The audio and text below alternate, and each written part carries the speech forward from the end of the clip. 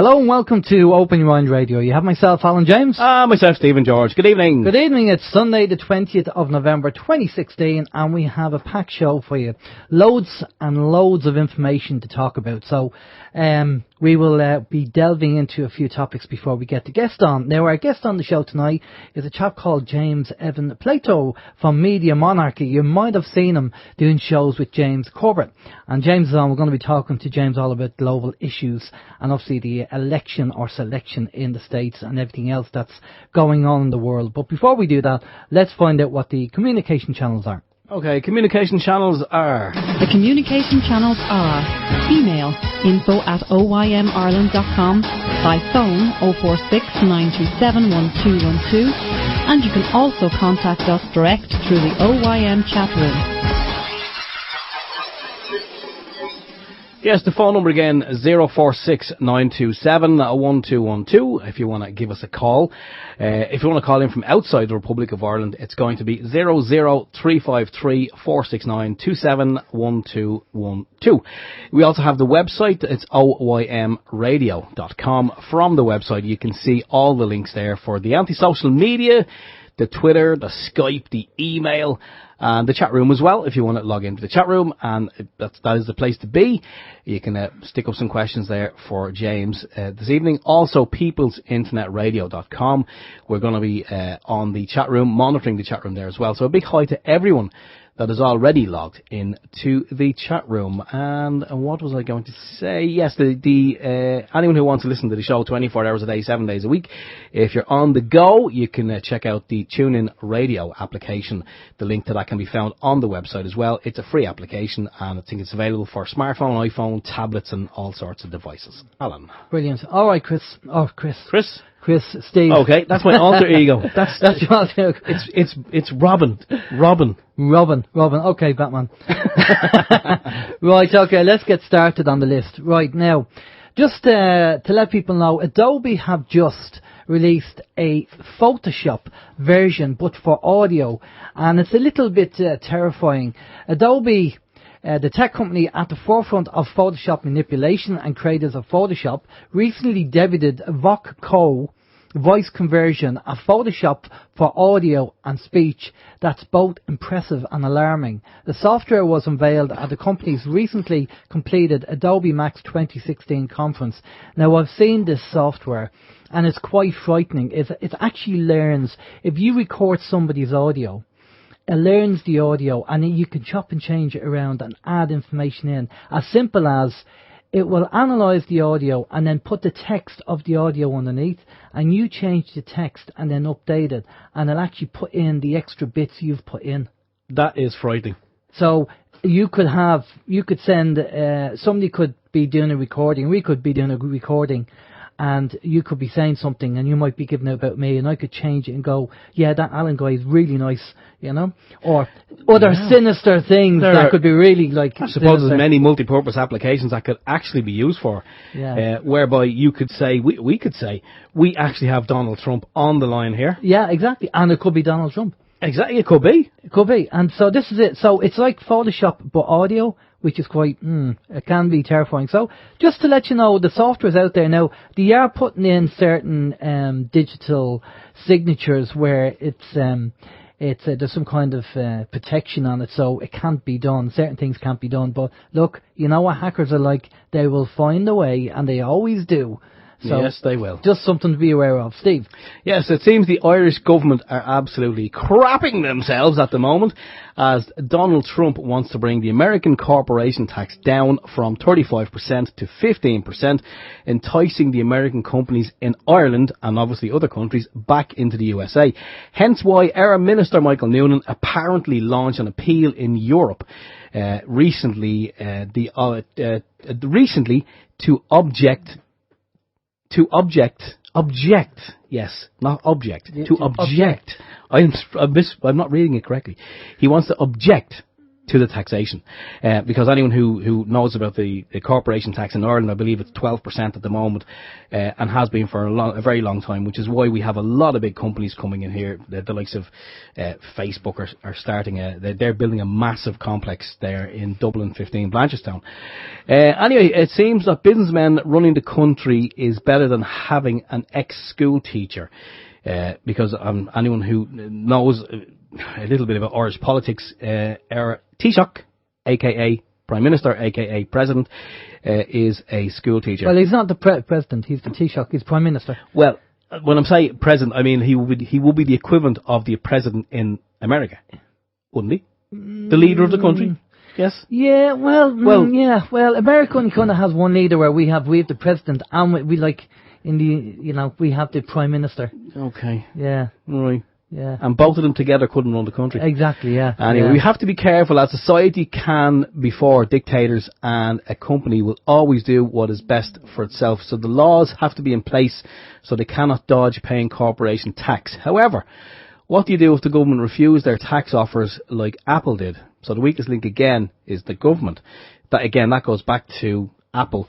It was recently, a couple of months ago, it was decided that Apple owed the Irish government X amount of billion in tax dollars, and the Irish government nearly crapped themselves because they don't want to take Apple's money, because once they take Apple's money, then Apple kind of go, oh, okay, we're not getting a sweet deal here, so we could actually just move somewhere else. Obviously back to the USA. So, keeping our corporation tax at 12% really does entice a lot of businesses into the country and kind of keeps them here. Of course, really, who benefits? Do the people who get jobs benefit? Yes, I'm sure they do, but who really benefits? It's the government. And, they're just looking out for number one, really, aren't they? We don't benefit because they come into the country and they do, they get tax incentives for the first, say, 5 years, and then when the government come and go, right, you've been in the country for 5 years now, and we've given you very low tax. Now you have to pay the proper rate of tax. And they go, you know what, I think we move to another country. And, of course, all the jobs have been created, or they might turn around and go, well, we were planning to create another 50 jobs, but if you're going to be charging us more tax, we'll just leave and go to another country. And, of course, they have the Irish government over a barrel, and that's what the wheeling and dealing is going on. It's incredible, and, of course, if Trump does change the corporation tax, then we're going to be seeing probably a few American companies leave the country. Well, I can tell you something. Our Minister Michael Noonan going over there and trying to have a meeting with Donald Trump and trying to get him to change his mind, wasting his time. No, look, Trump is a businessman. He is. And he knows how to negotiate. So Michael Noonan is wasting his time completely. Because Michael Noonan is not a businessman. Exactly. No. Exactly. So, now, I've seen a meme. Am I showing my age, or is that right? A meme? I don't even know what a meme is. Okay, what is a meme. Is it one of those guys who stand there in the street and do no, that's a mime. A mime, sorry. Okay. I'm showing my age. There you go. On Facebook, you have a picture of Donald Trump and some writing around it, but I thought it was very good. If it's true, brilliant. If it's not, I still think it was very good. It said, apparently a statement by Trump said on the meme was that people are being paid to protest against me. He says, I'm not even president yet and I'm creating jobs. I thought that was very good. Well done, Donald Trump. Yeah. Right. You want to tell us about the conference in February? I am, yes. There's an open wine conference in Dooley's Hotel in Waterford City. Is the place to be for February the 25th, 26th in 2017. It's going to be brought to you by the Awake and Aware in South East Ireland group. The purpose of this conference is to provide an opportunity for minds to connect and meet like-minded people and learn new conscious knowledge / information that will empower you. This is your event, as well as the speakers we have tribal / shamanic drumming. That'll be interesting. Meditations, poetry and music, all set up for an amazing occasion. The event is packed with wonderful speakers from Enoch Crane to Ben Gilroy to Garrod O'Colmain to Mark Bayerski to many more. People are now totally disillusioned with the mainstream media, whether it is the disinformation, the lies, the constant spreading of fear, or the platform they give to people who ultimately do not have our best interests at heart. This conference will give voice to the unheard, the ignored, the ridiculed, to give another view, another reality, without any fear, only love and truth. So far, tickets for the event are selling great. You have to get in. You can get an early bird weekend pass for the whole event for only €49, which is a bargain for those type of events. The limited early bird ticket offer is until the 31st of December. And just a little side note that they would make a nice Christmas present for somebody with an open mind. So that's one to watch out for next year. We will mention it on further shows as well. Yeah, closer to the time. Over the next few weeks, we'll give it a mention.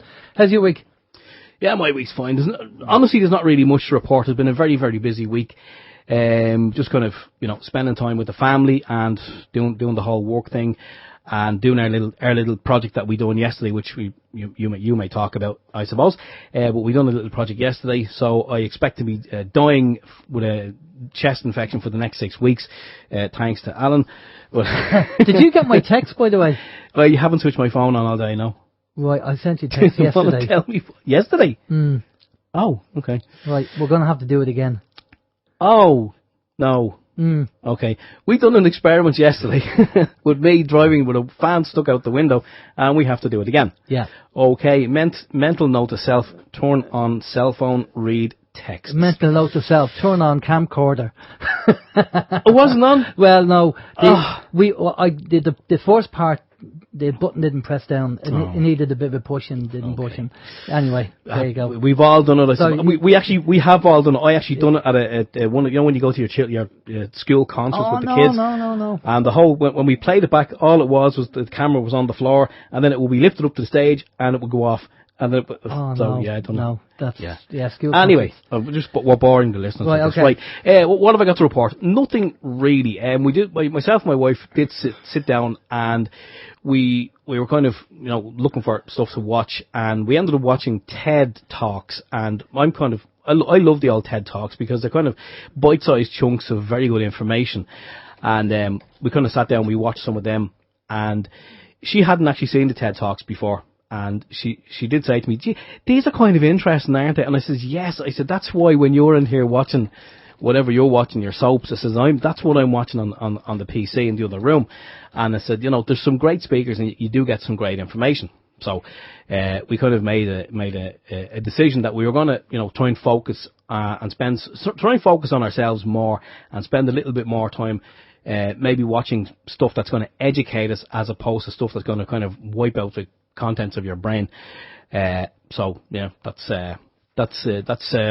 it in a nutshell. Really, there's really nothing else to report. It's just been I know there's a lot going on in the world. There's a lot going on in the country, and we really want to get James in and get his take in as well. So I'm just going to say, how was your week? Yeah, before we get James in, just a couple of things as usual. Right, I was talking to Paddy Brossard during the week, and she recommended watching a TV series which was called Atlas Shrugged. That's Atlas Shrugged. Atlas Shrugged. Can I just say, you told me about that. I watched part 1. Did you? Yeah. Okay. Very good. So it was very good. The problem is that the people who made, there's 3 episodes, the people who made it must have had a low budget, and they couldn't get the same actors. So the actors have changed on each episode, which makes it a bit, when you see different actors, same characters but different actors, it's a bit weird, but you get your head around it. But apparently she recommended it, having a look at this, because it's about society moving away from capitalism and governments getting more involved. Looks like more going into socialism rather than capitalism, and businessmen being tapped on the shoulder by a certain person going, "Yeah, I know you're not happy with the world the way it is, and you're not allowed to do X, Y, and Z, so why don't you come to our secret hideout, our secret place where you can do, you can have a cure for cancer and have this and have that and have this." So certain people in the world have been tapped on the shoulder and taken away.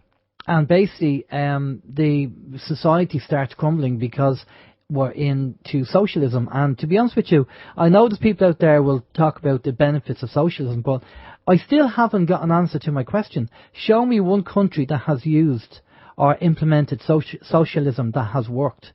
Because I keep hearing the same thing, that socialism never works and never has worked. So, if somebody out there can tell me a country that actually has socialism working correctly, then I'd like to know about it. And so go and check out. Now, it might be a little bit hard to track down, but you can go over to Kodi, which is a streaming software program, and you can track it down there called Atlas Shrugged. 3 episodes of a TV dramatization. So it's quite interesting, quite good. Now, just a couple more things. Now, coming up to Christmas, you know, we have there Steph, who's our voiceover lady on OYM. Well, she runs a business down in Ashbourne called The Little Craft Shop. And I said to her I would give a shout out that she does all the craft stuff. And it's a shop that you can go into and touchy and feely and look at everything. It's not she's online, but you can go on the shop as well. And if you have friends and family that are into crafting and they want to buy certain pens or wool or whatever it is, she's got a big shop, loads of stuff in there. So it's in Ashbourne. So it's near Dublin. If you're near Dublin, either way, you can get the motorway to the N2 motorway to Ashbourne. It's very easy to get to. Just in case any of our non-national listeners are interested in maybe purchasing a gift for some, I love them for Christmas. Can they purchase online? They can do, yeah. They can purchase online. Pop over to the littlecraftshop.com, I think the address is. And if you go into the shop and mention OYM, you'll get a 10% discount. Happy days. Alright, so if you go in there and mention that, you get a 10% discount. So I'll probably be going down during the week and see her anyway. But so Christmas is coming, great place for gifts. Right, now let's get James on. Now, before we get James in, Steve's going to give us a quick bio on James's background. Okay, just a quick bio on James Evan Pilato. And since 2005, James has run MediaMonarchy.com from Portland, Oregon. What started out as a weekly pirate radio show has turned into a respected source of independent news and culture. Thanks to the continued success of the long-running New World Next Week series with the Corbett Report, Media Monarchy entered its second decade by adding daily live news and music broadcasts weekly, Good News Next Week episodes, and a fear-free and, dare we say, fun look at what's really going on in the world. Brilliant. Good evening, James. How are you doing? Doing well. It's morning here, but thanks. Yeah, good morning, good evening. That's the trouble when you're dealing with time zones. Listen, thanks a lot for coming on. It's much appreciated. There's an awful lot of things going on in the world, and the great thing is talking to people like yourself is that you're in the news, you're researching the news, you're reporting the news, and you're obviously talking to other people like James Corbett and everything else.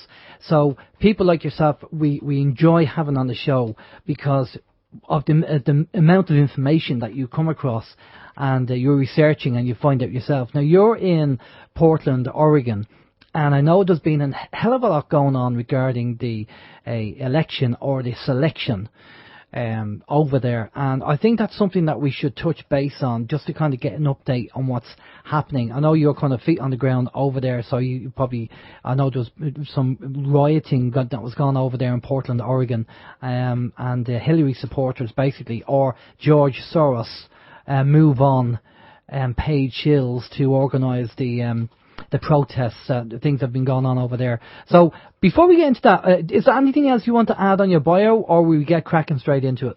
No, cracking straight into it. I mean, MediaMonarchy.com is the place for all the shows, and follow me, and that's the easiest thing. So yeah, we should just get to it. Right, okay, so we had because although this doesn't, well, I was going to say it doesn't really affect us, well, technically it does, because a lot of things that happen in the States, it comes over here, and we're going to get affected either way, somewhere down the line, either directly or indirectly. So it's interesting to find out what's going on and what your take would be on that. So we had the election, we had Hilary, we had Trump. Now, we were told that there was a bit of rigging going on regarding the electronic voting booths that they had, the equipment, the technology they were using. People were going in and they were selecting Trump, and it was going off to Hilary.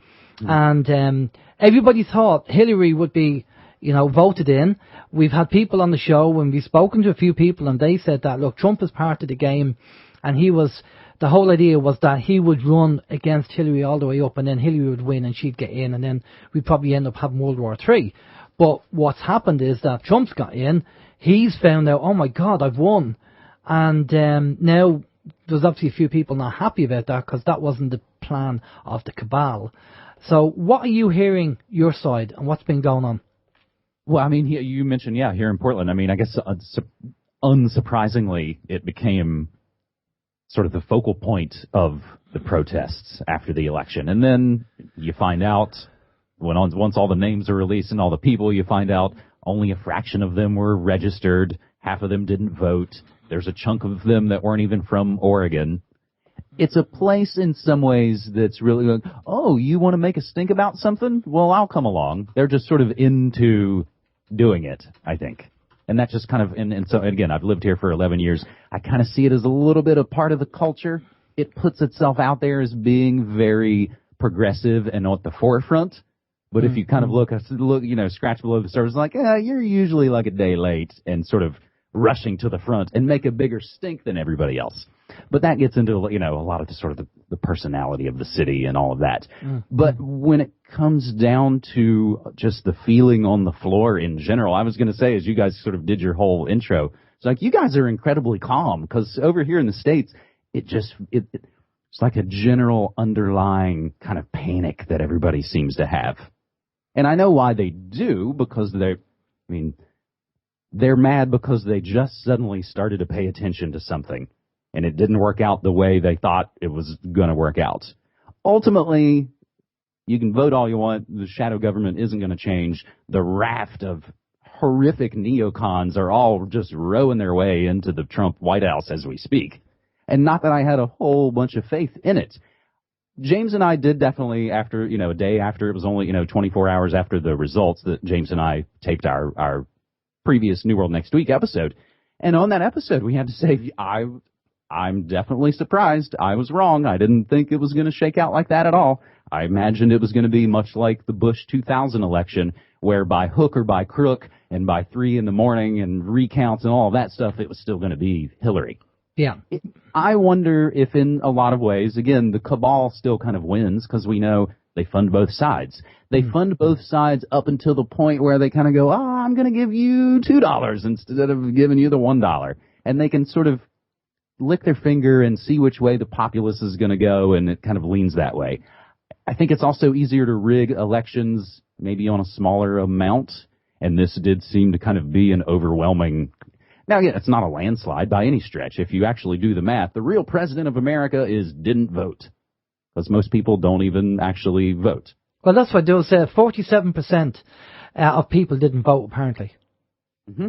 So that's a lot of people. Now, hopefully, that's a case that people have woken up to what's going on, and it's either Tweedledum or Tweedledee, because it's controlled both sides.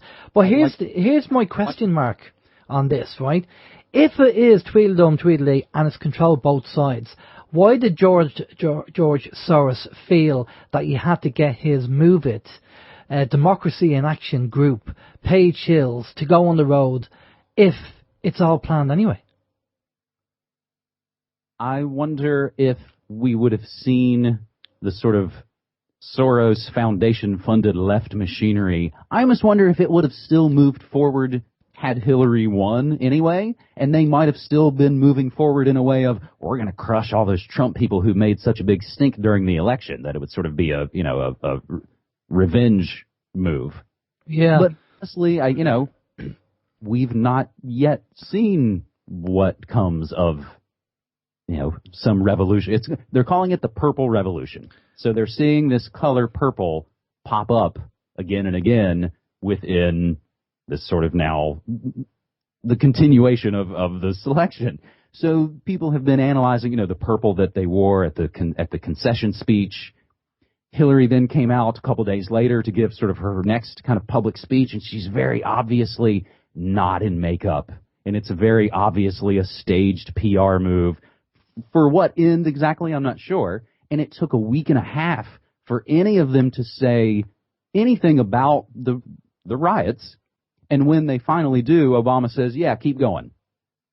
Yeah, see, this is the thing. This is what kind of, I put a question mark on a few things. Now, there's a bit of information gone around the internet, and I can't confirm this in any way at all. But let me just call out the information that's gone around, and then you might have heard something, or maybe our listeners might have heard something. Right. Number one is, he apparently came out and said anybody who works in Washington and then leaves Washington cannot be a lobbyist for 5 years, right? Which is apparently upset Washington, because a lot of the people who work in Washington and then leave make a lot of money by joining lobby groups.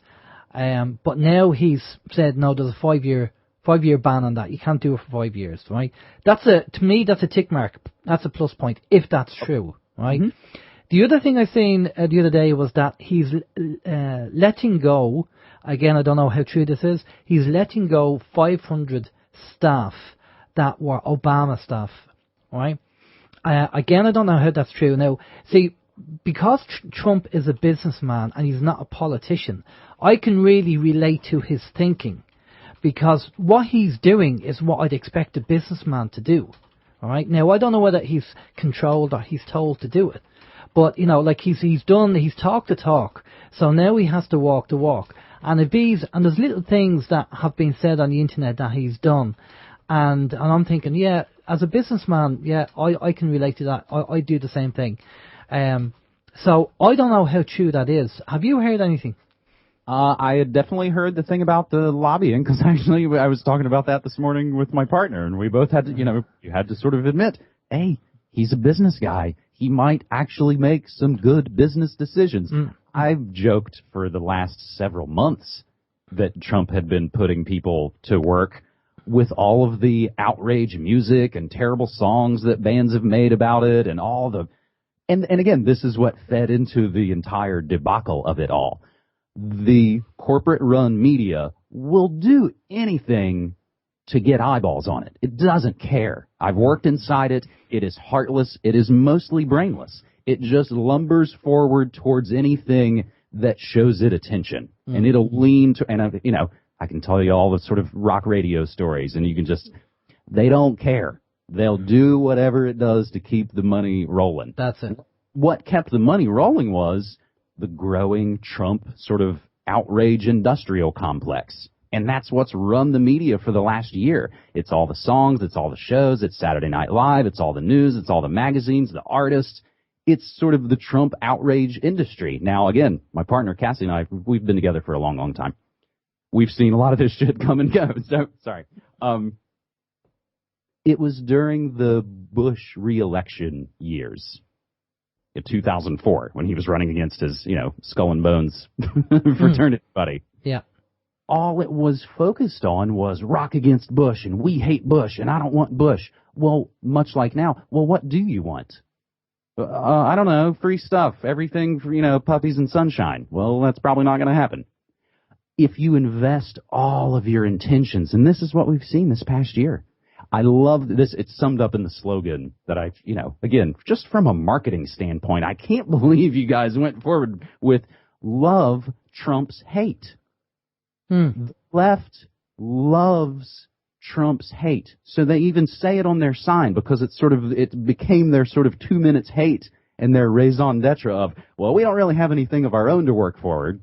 We like Obama. He's cool. We're not really excited about Hilary, but we will be because she has the D after her name, and that's what we're supposed to line up behind. But they invested all of their intentions into the thing they didn't want. It's like, man, they're going to get that thing they're focused on. And they've got, all the media now, or most of the media, have egg on the face. And Trump ignored them as well, because when he did the drive to the White House to speak to Obama, apparently it's tradition for the media to go along with them, something like that. And he just didn't have them with him. And I was watching an interview, I think it was on CNN, and the guy was actually getting stroppy. He said, how dare he kind of not bring us along, as if to say, we should be doing that. That's just part of how it works. Again, I go back to Trump being a businessman. The same thing with, one thing about being in business, they are great at his level. He knows how to negotiate and do contracts and deal with people. Obviously, he's also dealt with people that are good at stabbing you in the back and all that kind of stuff, because in the corporate world, you get that anyway. So he wants to, he said, I want to speak with Putin and we want to sort it out, because, you have to talk and we have to sort it out and make sure that we can come to some arrangement. Where Hilary was definitely, that was going to be World War III straight away, because that's exactly what the Cabal want. So this is why I kind of have a kind of question mark. Now, I know there's people going to probably be saying to us, if they're listening to the show, they'll be going, no, Trump is controlled. He might be controlled, but there's just a few question marks, as the things that he's doing doesn't tell me that he's controlled. He has a level of independence there, maybe. Well, and I think that's unfortunately why we see the rush of monsters kind of joining his cabinet. Because in some way it's like, well, you got to hire somebody for all these jobs. Look at me. I'd be the perfect guy. I honestly, because everybody's freaking, John McCain's freaking out because we're talking to Russia.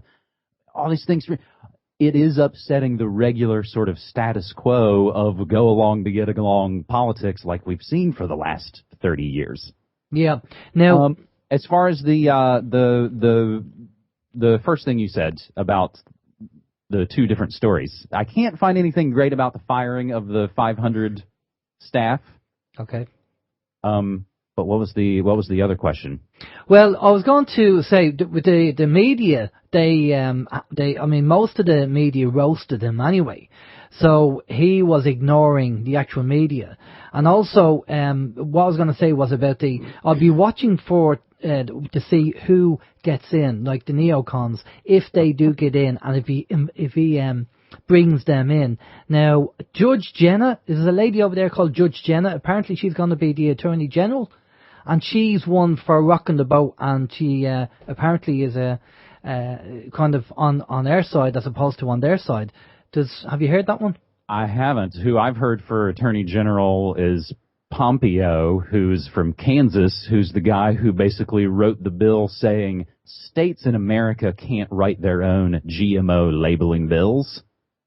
He was the author of what I believe was referred to as the Dark Act, denying Americans the right to know. Basically, because all the states have now started to push forward of, mandatory GMO labeling. Which, again, it might not be the greatest thing in the world. Maybe I want companies who voluntarily do it, and that's where I'll lean towards, and that's where I'll vote with my dollar. But when it comes down to, looking at who's coming in, and I'd never heard of Mike Pence before, really. But it only took a couple of minutes to learn, he connects back to the anthrax thing from 2002. Yeah, see, that's the worry you see with, the people he's hiring. You have to kind of question. You think, why are you hiring these people? And the same with you. Who was the mayor of New York? Giuliani. Giuliani. Yeah. He was involved in the 9/11 thing. Of course. Yeah, I was going to say, it was like, I believe there's a video called 9/11 Suspects that our friend James Corbett did about Giuliani right there. So, again, at home, either that night or the next morning of the selection, Cassie made the joke. It was like, so when do you think they show him the JFK film? Yeah. Oh, well, that will be in January 20th when they bring him into the back room after he does his swearing, and they'll show him the JFK movie, and they'll get the picture. Because it's too soon right now. And the scary part is, what seems to be stoked along is a civil war in America, is a sort of chaotic, purge-like action. And they're, I think, only going to kind of keep building it up towards the inauguration on January 20th. Yeah. And obviously the fear being, and really, again, I can always, I speculate, I guess, maybe hear about, this or that. I don't think I put all my ducks in a basket, so then I have to later go, I was wrong because I predicted such and such was going to happen. I kind of thought Trump would have gotten whacked last summer. Well, here's the thing. There's no way they're going to sit down and show him the JFK movie, because psychologically, if he had that on his mind, he wouldn't be as convincing. So they have to let him go off and do his talk the talk, and I'm going to change this and I'm going to do this, and that will be convincing for himself and the people. And then when the obviously selection is over and he goes into the back room and they show him that, then he'll come out and go, God, I didn't know about this. Now, it's also been said that there are one or two bullets with his name on it, just in the general media because of, what he's doing and certain people he's upset.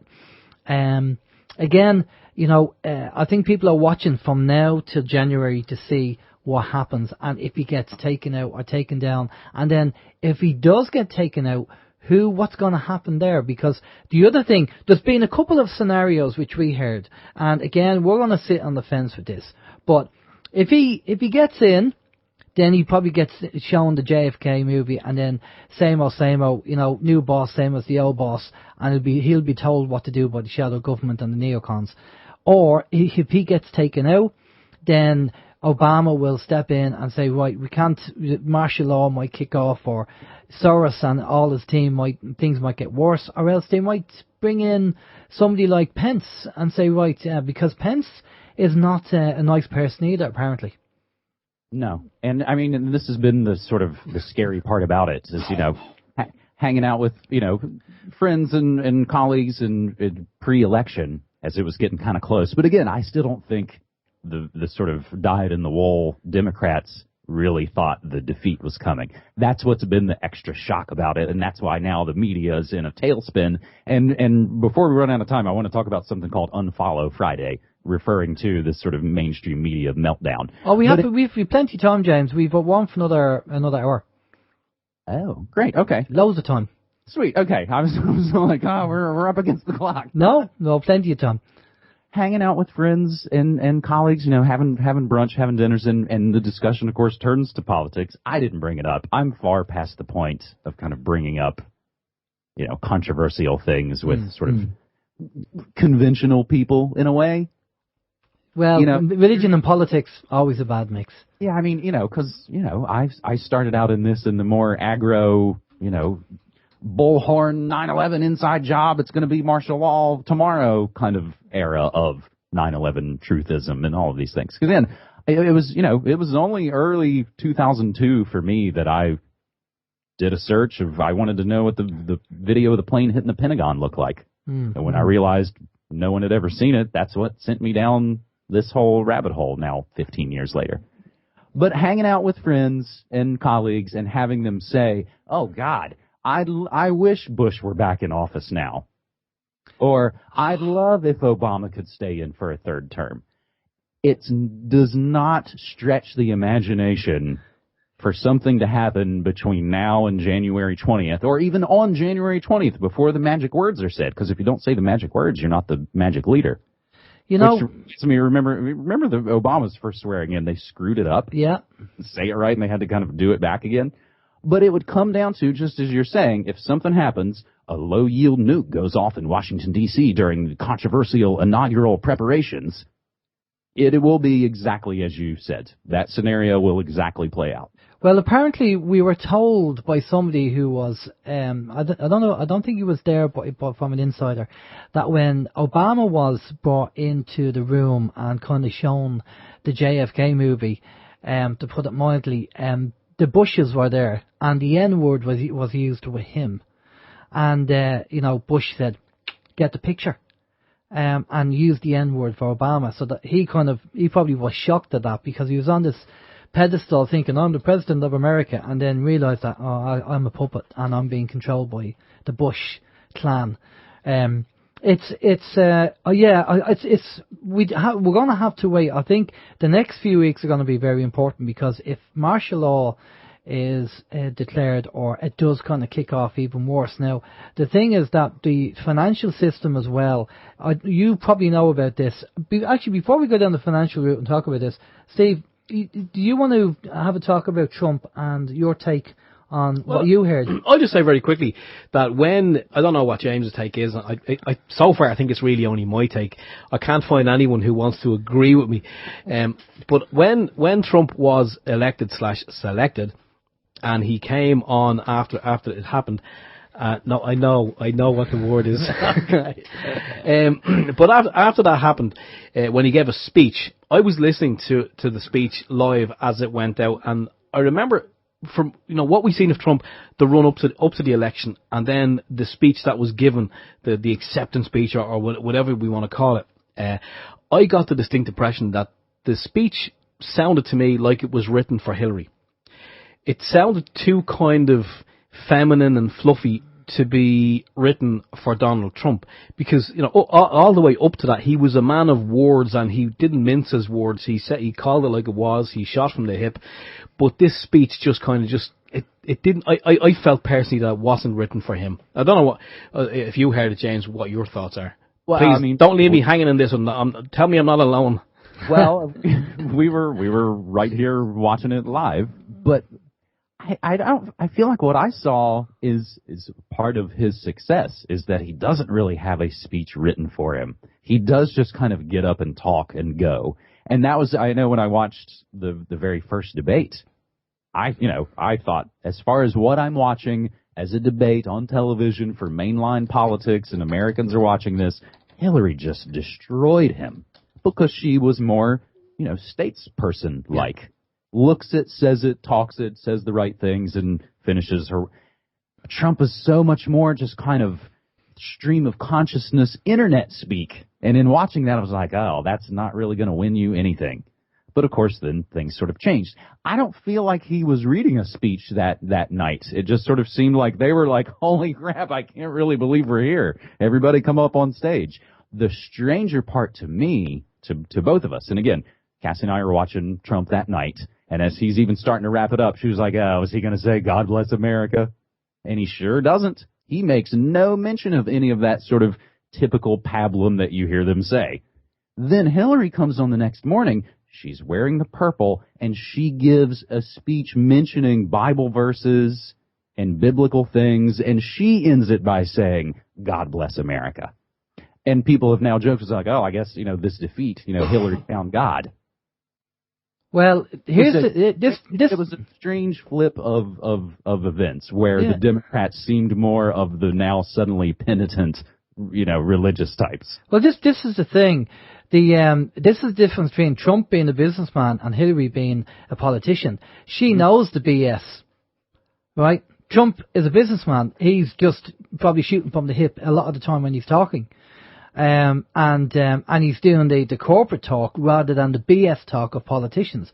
But what we find very fascinating and disturbing in America is that we have political parties over here in Ireland, and there would never ever be a rally, when everybody turned up for Hillary, or well, very few people turned up for Hillary, but stadiums were full, 10,000 people plus with Trump. I mean, you don't get that in Ireland because we know all the politicians are corrupt, and we know they're only lining the pockets for themselves, and so where you have people now, I know there's agitators and I know there's trolls and shills in the protesters, but I'm pretty much sure that there are people out there who are brainwashed and are Hillary voters, and that they, you're Trump, we're going to kick your head in and all that kind of stuff. Over here in Ireland, you wouldn't see that. You wouldn't see Fianna Fáil people having to go with Fine Gael people, because we all know they're all in it together to line their own pockets. It's like, they might not like each other, but they're like mafia gangs. They need each other to keep the system going. And they don't like competition to their kind of status quo. That's it. Gangs. So this is, and we can head off into other areas, but what it's been, and what we've kind of jokingly referred to, it's Troll-America. America really has turned into troll culture. And I've seen it I've talked about it on my shows and things with, I don't know if you've heard of an artist named Father John Misty. No. He's a singer-songwriter. He's kind of a character in a way. He's kind of putting something on. But he does very sort of trollish things to the music industry. The one example was, if you remember, Ryan Adams did a cover of the Taylor Swift 1989 album. So Father John Misty did a cover of Ryan Adams doing a cover of. He basically kind of takes the piss of a lot of music and culture in some ways. Then you see people like Kanye, and then people like Trump.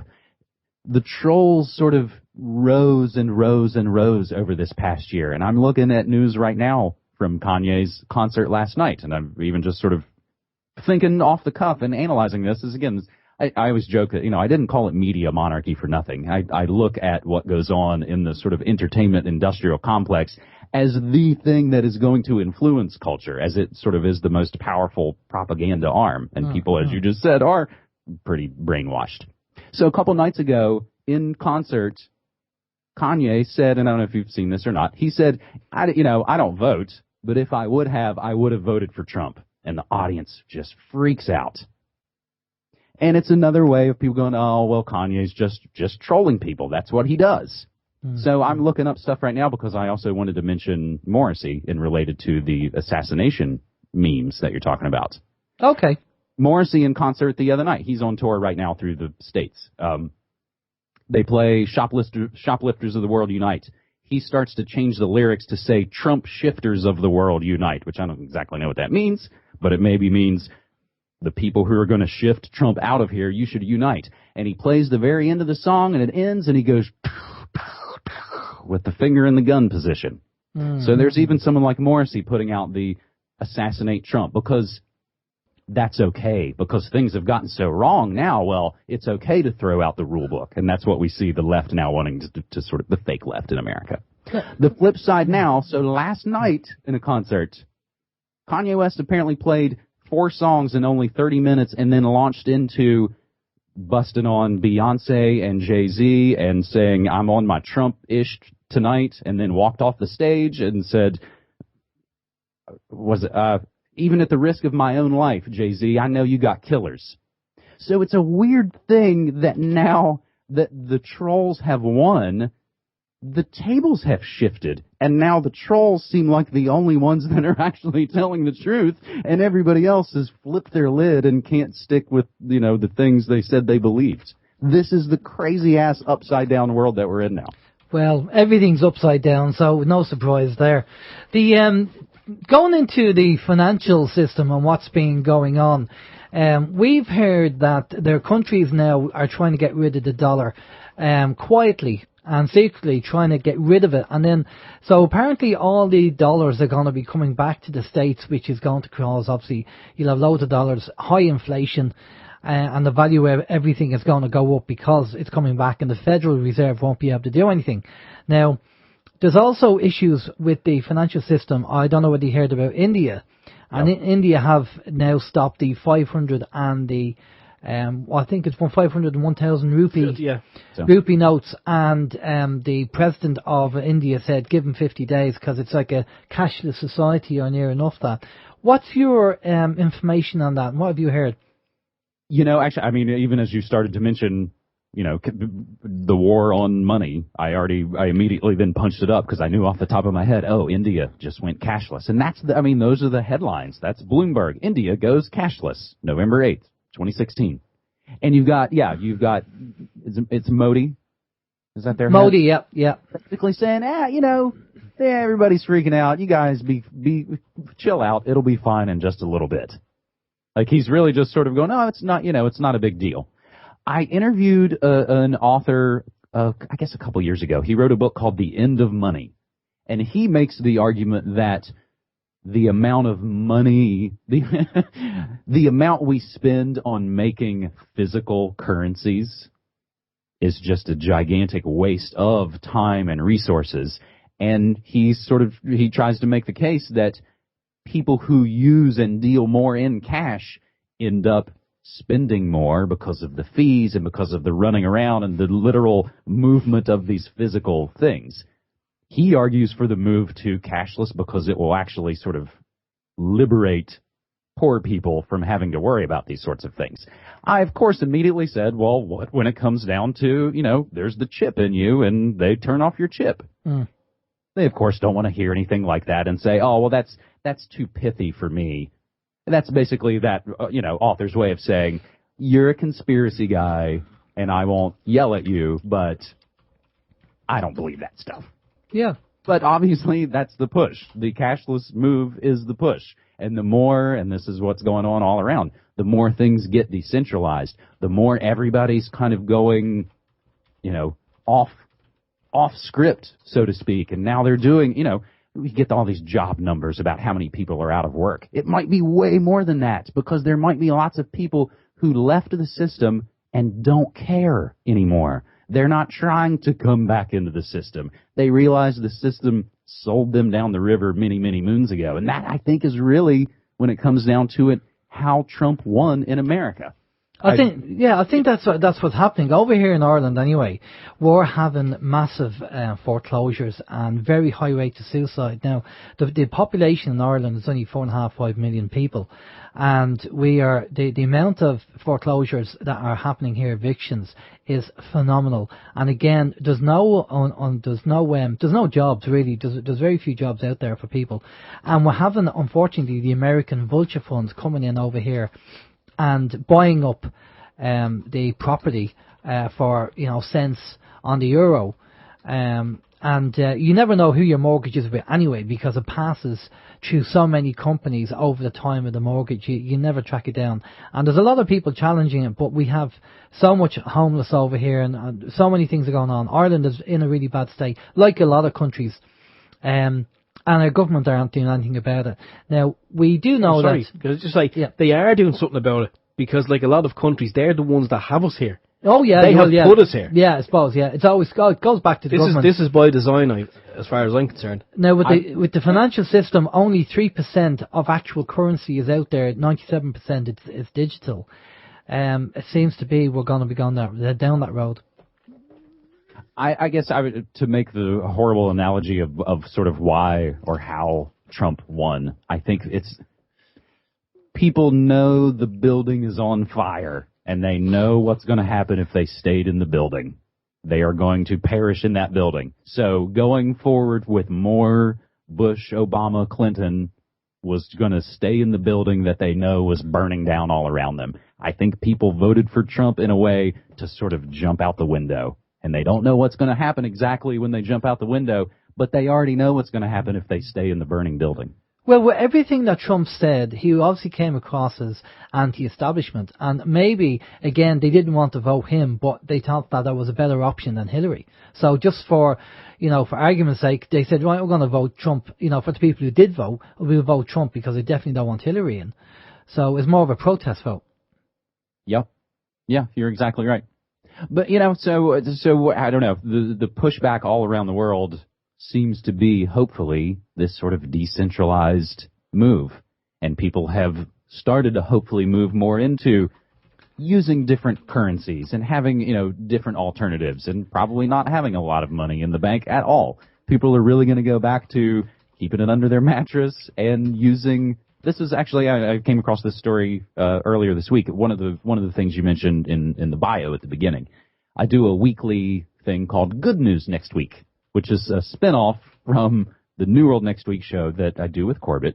We all through 2015, because 2014 had been so wretched, we kind of made the pledge to ourselves that we were going to include something positive on every episode of New World Next Week through 2015. We sort of made that pledge, and we totally stuck to it. Sometimes good news stories have a dark lining, and things aren't always 100% perfect. But you can see them as sort of a positive way forward, and maybe solutions-oriented stories. So I've turned that now into my own little weekly show, and I just shoot it by myself. It doesn't have a co-host or anything. Okay, well that's great.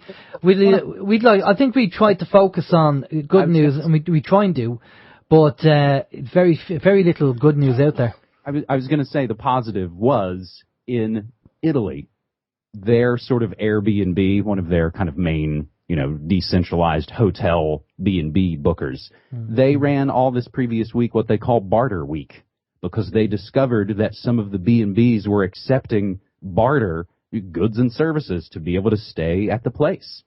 So the more these ideas, I think, kind of get out there, the more the separation happens. And then that's why you see the massive sort of push or pullback, I suppose, from corporate media, now begging everybody to come back and say, no, I know we screwed up again, but if you come back, we'll help you walk through this, these dark times.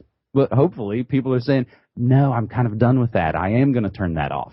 Well, apparently the statistics in the States is that the majority of people that watch the likes of CNN and NBC are 55 and over.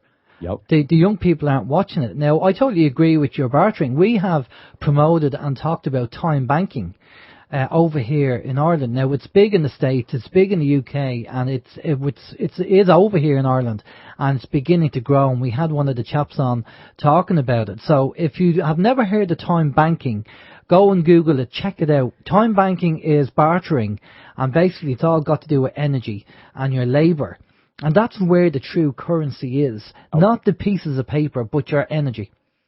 You're exactly right. I mean, we often say at the house, like, well, time is money.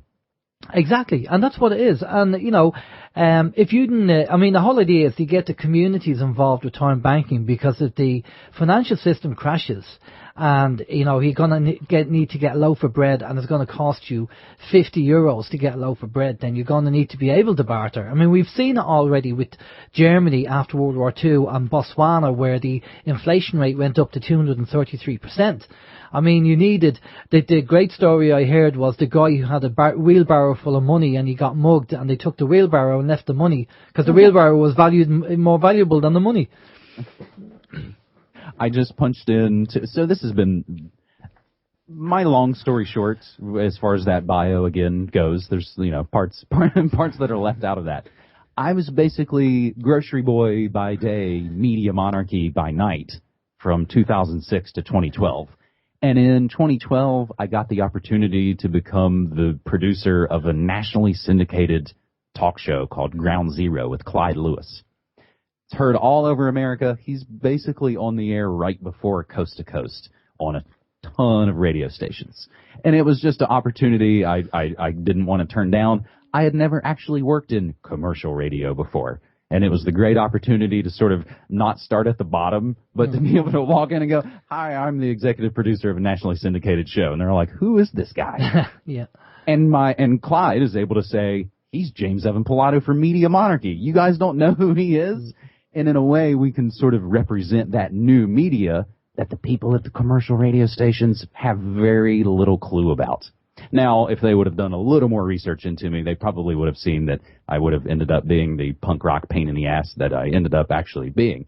But I was at a commercial radio station for about 3 years, and then I ended up being the morning show co-host and producer at a rock station here.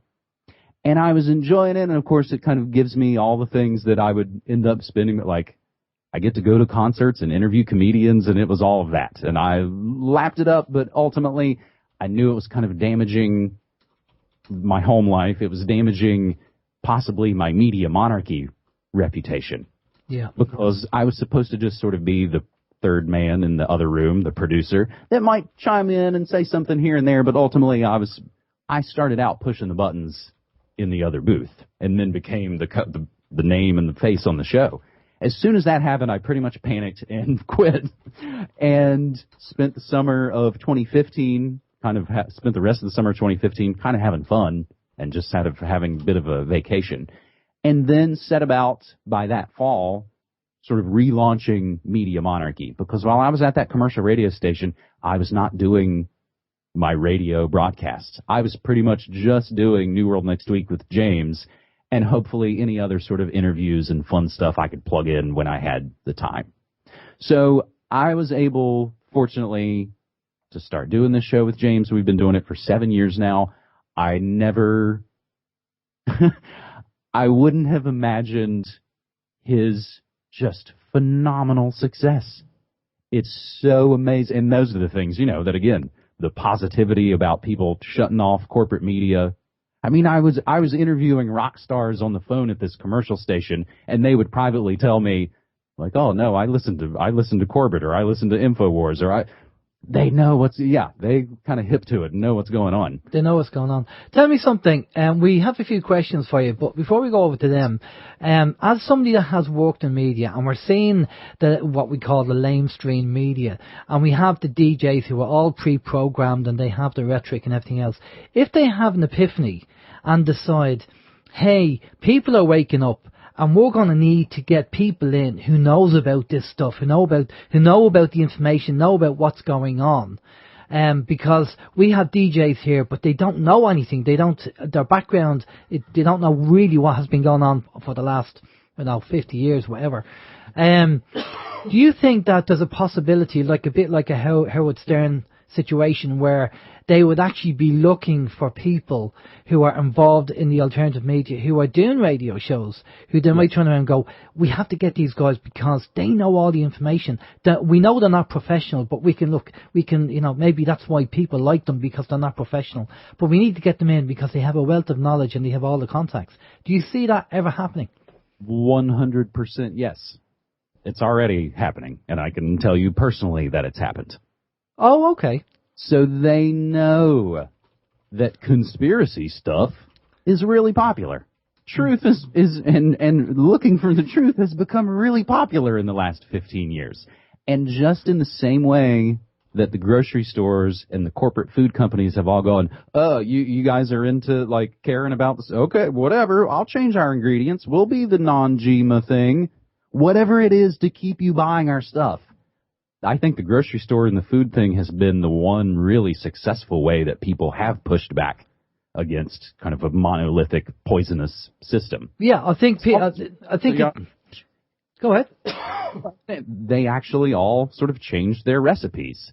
Now, what's happened in popular culture, like in media culture, I've kind of been saying that mainstream culture ate conspiracy culture, and they've been spitting it back at us in lots of odd, weird ways. And it's in some way become part of just the stew of, like social media, whatever's thing. It's, Illuminati. And they know the words just like they know America's Got Talent or whatever. They know it is just gunk from the pop culture machine. But it doesn't have any context or subtext. They don't really know anything about the Illuminati or Adam Weishaupt or...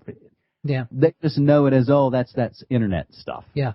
So this is popular, and that's why somebody like Clyde Lewis can be on a commercial radio station saying, pretty woke things out on the air for millions of people to hear because the audience is there for it.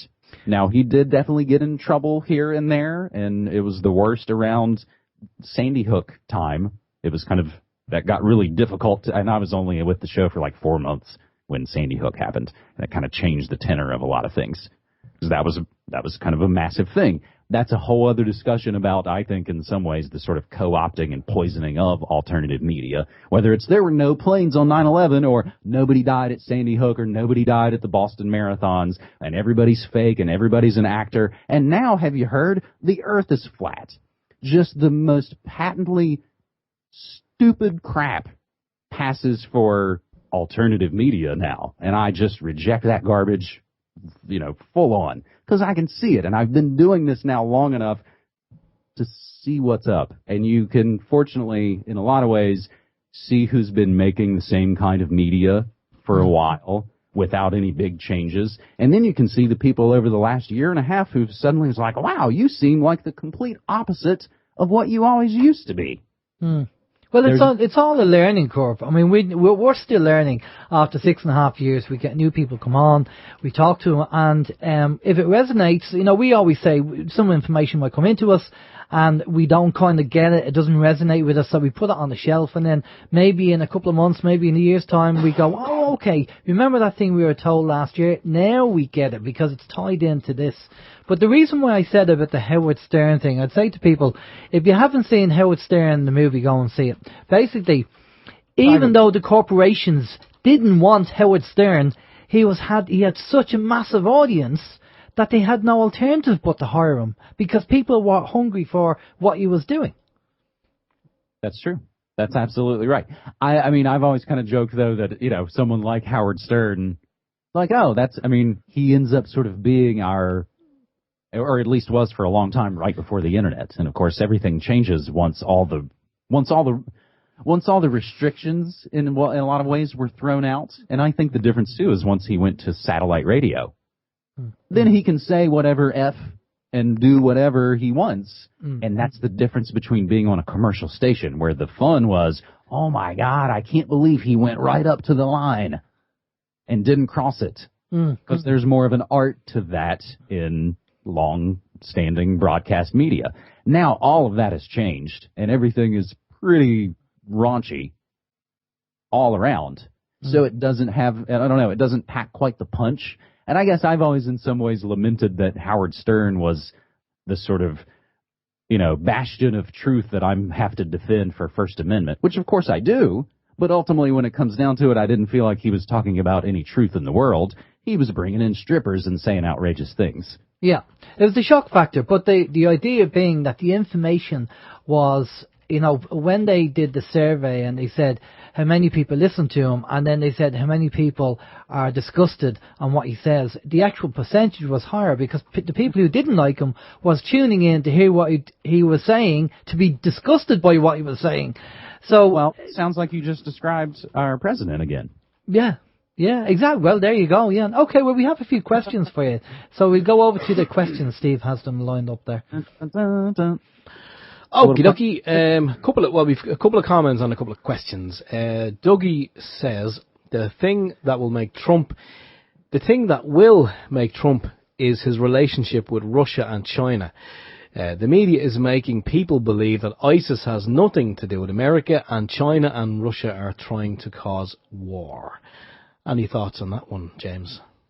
My geopolitical action is not as fantastic as some of the folks that I get to be around. But that's really, what has that been the biggest sort of moves? We instantly saw the phone start ringing with Russia and China. Yeah.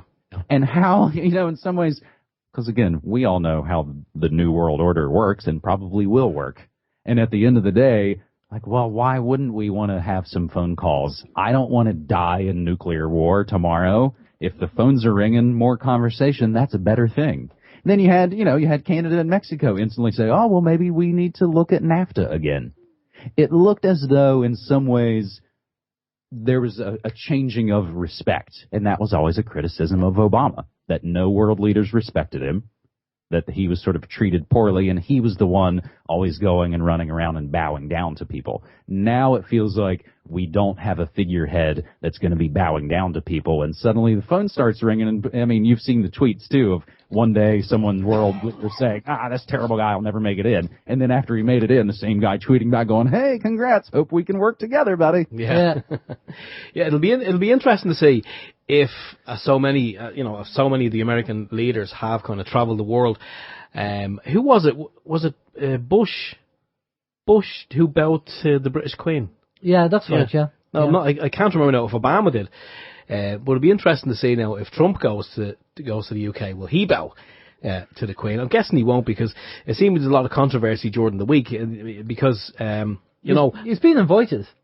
Whether he goes or not is another thing. Yeah, but seemingly, when, after he started kind of making the phone calls, people were kind of up in arms in the UK because they said, they thought him ringing the Theresa May would have been on the cards, maybe fairly high up because of the good relationship that the USA and the UK have. But they were disappointed that that he only rang them kind of number 10 down the list. And then there was a joke going around saying, well, maybe when he's saying ring number 10, he thought that meant number 10th on the list, not number 10 Downing Street. But yeah, it'll be interesting to see what's going to happen. But you're right. The fact that people are going to be talking, well then, there's a lot of room there for negotiation and forward planning, forward thinking. It's when people kind of stop talking is when the problems begin. And it's a reversal of, I think, what sort of, the whole other comical thing of now the left literally wearing diaper pins as a show of solidarity, as people are saying you're having diaper riots. The sort of left here in this sort of tizzy meltdown is hilarious. But I don't spend a bunch of time on it because it's not productive to laugh at people with shameful joy. No. But when it, now, as I was just saying, the world looks at Trump as, this is a guy who I've got to deal with forthrightly. Whereas Obama just kind of felt like a namby-pamby guy, and he's a cool guy. And that's what the left liked about Obama. He was a cool guy. I can't wait, assuming, again, Barry and Michelle fly away on January 20th, as they are supposed to do, in the helicopter when they're done. Man, I count the days of how long it will take before they announce that Obama's going to do a show on HBO or he's obviously kind of a show busy guy. He is. The camera loves him, I have to say, and he kind of is. And if he's not going to have a show on HBO, I can see him being a stand-up comedian. He's going to be the new Chris Rock, definitely. But anyway, we'll move on. We have a question from Chris. And Chris says, does James think it's possible Hilary's campaign was scuttled because of her disclosure stance along with Podesta? Ooh, that gets into that whole world. I mean, it in some ways has to. There's the Podesta emails, and that's a lot of stuff. And then a week before the election, if not even that long, it's got really weird, and it got to spirit cooking and what's called Pizzagate. It went super crazy dark. And now people looking into that suspect they're all a bunch of crazy, child-abusing, multi-generational serial killers. But I don't know if that last late swing changed it so much, but ultimately it felt to me like, this is sort of the interesting way to esoterically watch this stuff. I always said, it's like it's going to be Hilary, like we talked about earlier. There'll be some ringer who will run against her, but ultimately it'll be her. Just like in every election, it seems like there's the one is going to win, and there's the poor bastard that's running up against him, Bob Dole or John Kerry or Dukakis or whoever's going to blow it and not be the one in. Yeah, but it seemed around on 9/11 when Hilary collapsed into her own footprint at free fall speed, that really changed things, I think. And from that moment on, I suddenly went from my head still says it's going to be Hilary, but my gut totally says it's going to be Trump. And then the Oregon standoff verdict came out, and all those guys got off. And, of course, Brexit had happened. It was like all these little signposts all really started to point towards a shift. The Podesta emails, I think, added a huge amount to that, but I don't know how much of it on top of just the 33,000, there's 33, the emails and all of the things in the private server, and, you mean wipe it with a cloth? I think she had already kind of been falling apart since then. But in some way, because there's so much early voting now, I don't know if the last of the Podesta emails changed it, but that's right. They did it for day after day after day. It was like Podesta email day 35. That's a pretty sustained hit. So it probably did help shift it towards the end. I'd say, we have to remember that these people are all part of their own secret societies like Skull and Bones and all this. And it's all nudge, nudge, wink, wink, secret handshakes. And we know, we've heard Michael Tessarian talk about the female Masonic lodges. So there's no difference there. And, if you are somebody that has that level, I've seen it in the corporate world where you have a high level of arrogance. You get paid a salary, then you get promoted. You get paid a salary, you get promoted, and then the arrogance kicks in. It's weird to see and disturbing where these people think they're somebody they're not. But if you kind of add another layer to that, if you have like 100 million in your bank, or you're a billionaire and you can go and do anything you want, then life gets boring. You need new kicks. You need to do different things. And so I can kind of completely relate to the fact that these people would be on that level, would be into doing the kind of child trafficking and the abuse and all that kind of stuff, because we've heard it so many times in being exposed, and people have been exposed to it, and things like Cathy O'Brien and all that kind of stuff. Without going into too much detail, and we've had a couple on the show, we had Dave from Northern Exposure on talking about a couple that are going through an issue over here in Ireland with the Irish authorities. Their 4 kids have been taken off them. A long story, but so and I've worked in the corporate world and reported to a guy that had various interests outside work. But again, he was a nice guy. He was a businessman. He did his job professionally. He just had a few quirks outside work. He was into rubber suits with his girlfriend and doing various things, And this is what happens. And that's why we had, I don't know whether you've seen the movie Personal Services by a lady called Cynthia Payne, who was a madam in the 70s.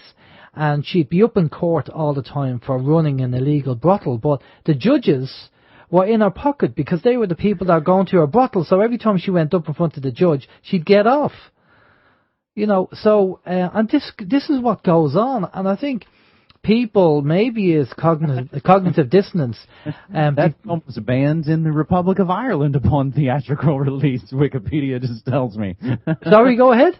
The film was banned. Oh, but yeah, there you Ireland. go. Yeah, in Ireland. Well, there you go. Now, my boss she was a personal friend of my boss, so that gives you an idea what he was into. But again, he was a nice guy and he did his work professionally. But these people with the secret societies and the nudge, nudge, wink, wink, and if you want to climb the ladder, you know, it gets kind of perverted and everything else as you climb up the ladder. We've seen people who are just purely career driven and they want a career and they will do anything they can to get to the top of the ladder to be to get cheese, you know. So it doesn't surprise me in the slightest that Washington or certain governments across the board are all involved in it some way. And it bubbles to the surface every now and then. And that's what's called, you know, there's something called the Franklin scandal that goes back to child trafficking in Omaha, Nebraska, here in the States in the 80s with connections to Washington, D.C. And then there's Marc Dutroux in Belgium, sort of the international wing. And then it's Jimmy Savile at the BBC. And then it's Mark Foley back in Washington, D.C. And then it's Jerry Sandusky at Penn State at this university, and you start to see all these connections and you go, is this the common thread between the powers that shouldn't be? Is this there? And it gets really dark, and you kind of don't want to investigate it. But then I found myself just the other day listening to a colleague's new interview on the Jean-Benet Ramsey case, which is something I had never looked into before. But as soon as you look into it, you go, oh, this looks like a similar situation where the parents let their kid, either willingly or not maybe knowing how wretched it was, get involved in nefarious child photography in that sort of underground world. And then something horrible went wrong and they all covered it up. That's it. It's just to see these threads kind of bubble to the surface. And what I've said in these last 2 weeks, and I've mostly talked about Pizzagate, mostly on the Twitter feed, and a little bit on the shows. But the thing that's really struck me about it is, like these cases, they're always something we hear about after the fact, or it's a book I'm reading about something that happened in the 80s. I've never seen it unfolding before our very eyes, and seeing the amount of people now sort of talking about it. Now, in a lot of ways, that's going to completely destroy it, because the more people that get involved in something, the more kind of a chaotic situation is going to happen. But it's the sort of child abuse allegations coming out of the Podesta emails is unlike anything I've sort of ever seen in real time in internet media. Does that make any sense? Do you even know what I'm talking about when I say Pizzagate? No, I know Pizzagate. They're using pizza as a disguise for getting various kids, or they will order a certain pizza which will cross over to the type of child they want to abuse. And of course, you have to look at the Epstein situation with the Clintons flying over to an island to do some abuse over there as well. Lolita Island, they call it. And that's another one that's sort of, once I started to look into it, you go, oh, this is an open secret. You get the gossip columnists and the places that sort of cover this kind of tawdry material. Oh, they've always been covering it. And then we find ourselves having to mine those resources where we never thought we would to get information that tracks what are obviously, again, serial abusers. Yeah. Now, I think isn't Trump just as easily tied in to Lolita Island as Bill Clinton? So not as photos we've seen yet, but... Yeah, well, apparently this is what they're saying. Now, there's been one or two women have come forward who's saying that they were abused. One of them, I think, was a porn star, which I think was completely thrown out of the water and said, on your bike. Now, I'm not, being anyway disrespectful to porn stars in that way, but it was a setup.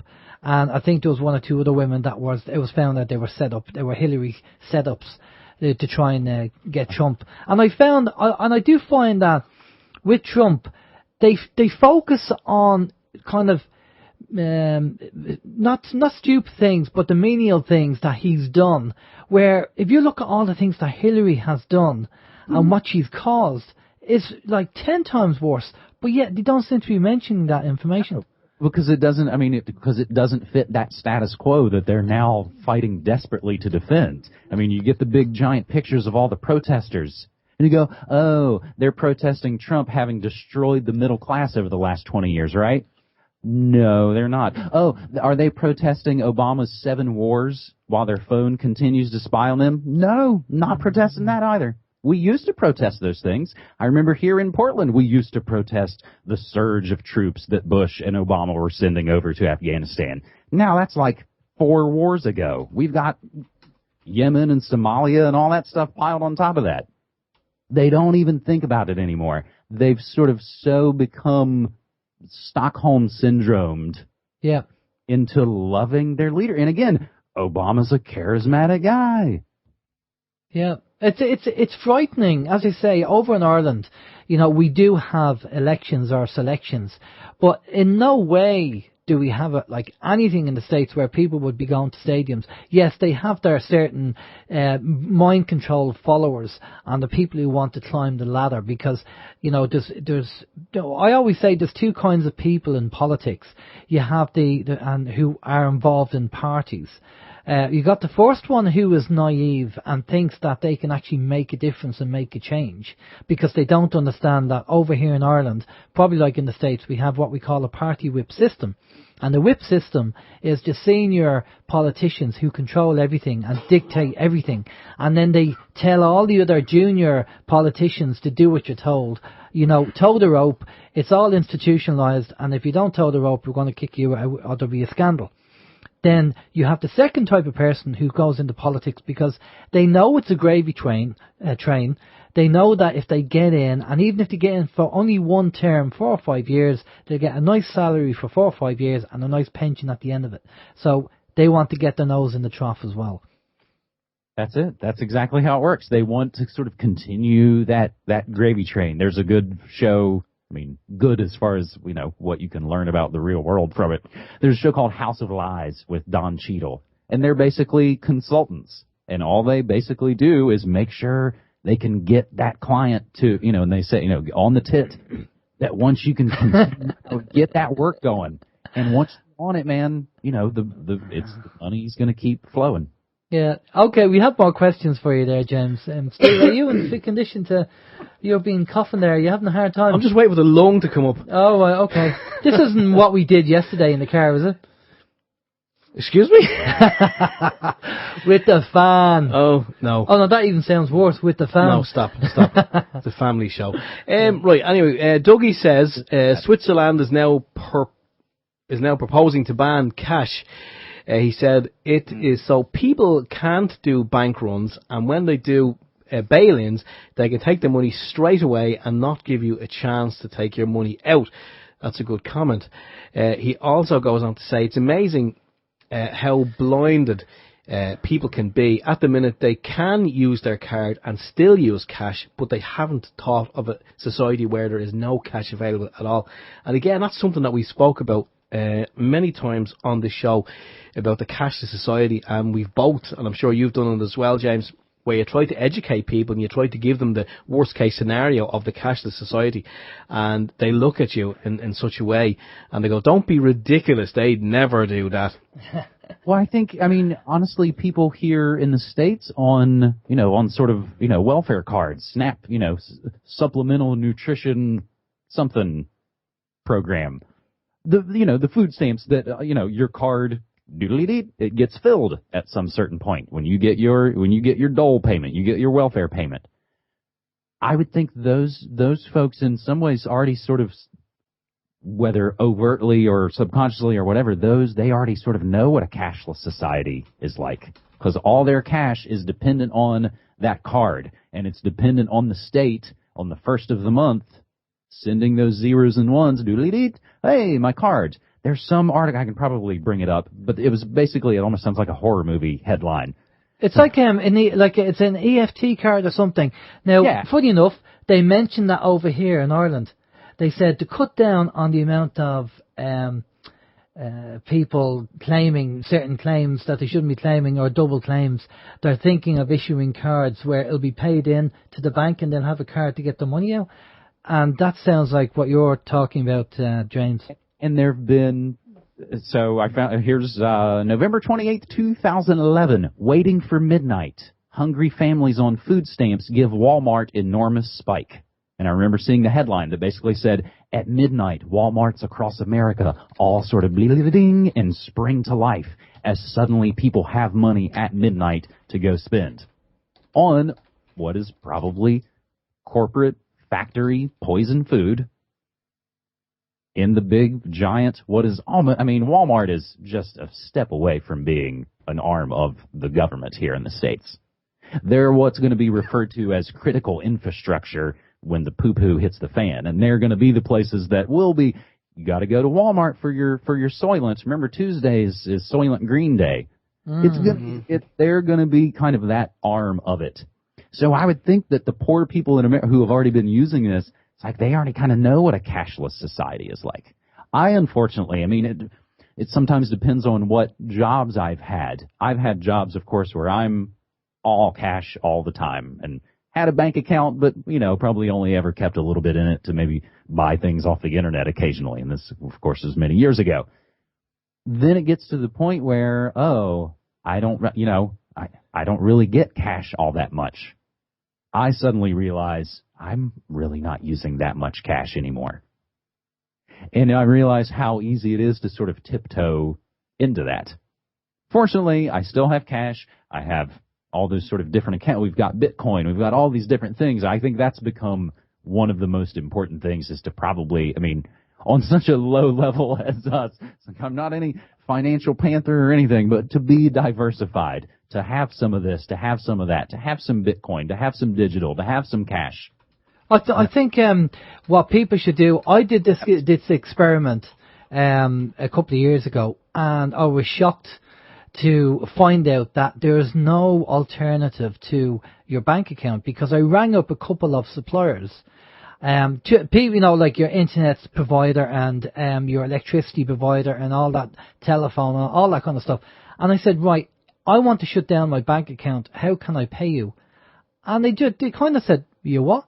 And they start scratching their head and saying, well, we've no kind of alternative system in place because it would cost too much money to administer. So, you know, we don't have a solution for you. So they didn't actually have an alternative solution if you wanted to shut down your bank account. Exactly. Yeah, and it's funny. I've gotten that look with a few different things. I dumped my cell phone service over a year ago. So I was actually I had to go to the dentist not too long ago. And it was a new dentist. Long story short, there was a young person sort of initially helping me, and they saw, I have an iPhone 4S, and that's now an old one. So she saw that I had this phone. She was like, "Oh, I haven't upgraded, huh?" I said, "Yeah, and it doesn't have cell service." Or like, I think I said, "Yeah," and I canceled my cell service too. And it's crickets. It's like, what? Like, I don't even understand that. Yeah. There's become a huge divide in people and in culture. And there's a few different versions of it. And one, I mean, we're seeing it play out in the States right now as people are pretty much, you know, they're unfollowing and unfriending each other. People who, it's reached a point where it's suddenly like, oh, because I know from our standpoint at home, we've always been paying attention. We know how this game works. We weren't surprised by the outcome. We know these people are criminals. But to then when you have, and I've seen it in comedians and musicians that have never otherwise been political, now want to suddenly wake up and act like they're all outraged because they just started paying attention. It's like, hey, welcome to the game. You're totally late. You're a day late and $1 short. So sorry if your outrage now doesn't stir my heartstrings. Unfollow. Okay, well, we have about 15 minutes left, and I totally agree with you on that, people waking up and then jumping on the bandwagon. We have about 15 minutes left. What's the positives that you've come across? What do you think we should be doing? Well, I think we started to hit on a bit of it right there it is that decentralization. And I love just all these little small ideas of people making, if you've heard of the little free libraries. So these little things that people can build, and they put them out in their front yard, and it's just almost like a little birdhouse with a glass door on it where people put books in it. And you give a book and take a book and leave. People are doing just sort of more community-oriented things that don't have a dollar sign attached to it, that don't have a group name over it, and they've just been slowly removing their involvement in a lot of these things. And I think it's like a cartoon, and we saw corporate media sort of just do it.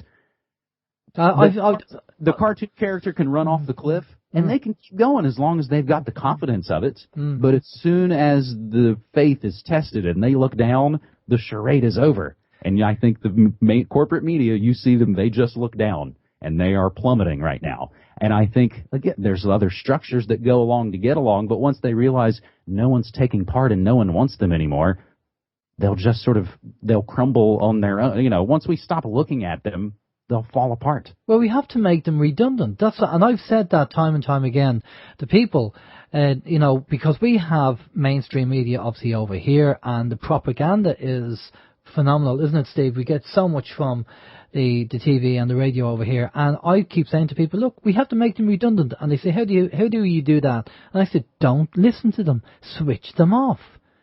So that brings me to something that we're working towards, and again, it's very simple. So we have, it's Thanksgiving coming up. It's Thanksgiving week here in the States, which I imagine there's going to be lots of awkward family dinners and things that'll be, fights and things will probably break out.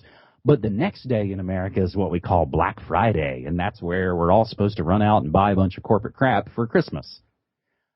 The idea that we started to kick around as mainstream media has been in sort of a free fall is to turn this coming Friday, Black Friday, into an unfollow Friday, where we do, just as you just said, stop listening to them.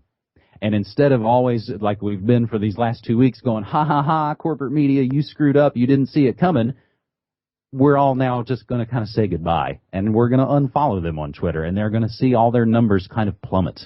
And that's another great way to sort of remove our consent.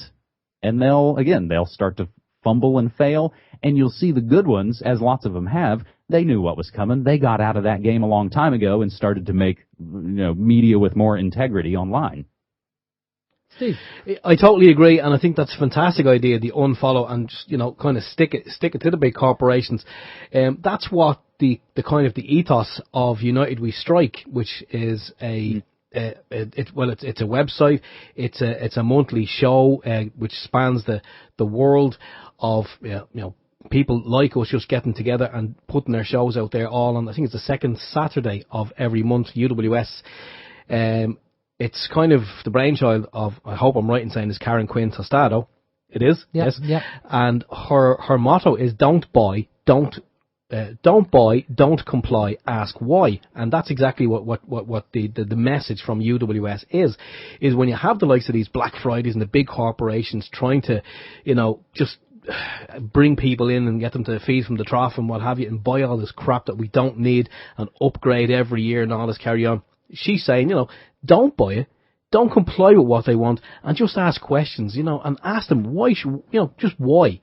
And I think that it is sound advice, and I think the more people that do it, the better. I mean, unfortunately though, I think we're kind of in a minority in what we're kind of talking about here, unfortunately, because even where I work, there are people in there at the moment, and they're absolutely living, James, for Black Friday, because they all want to book their summer holidays, their sunshine holidays for next year, and they're waiting because, obviously if we do it on that day, we're going to make a massive saving. Now, they're probably going to make a small saving, but some people, they just won't be told. It's like trying to talk to a wall.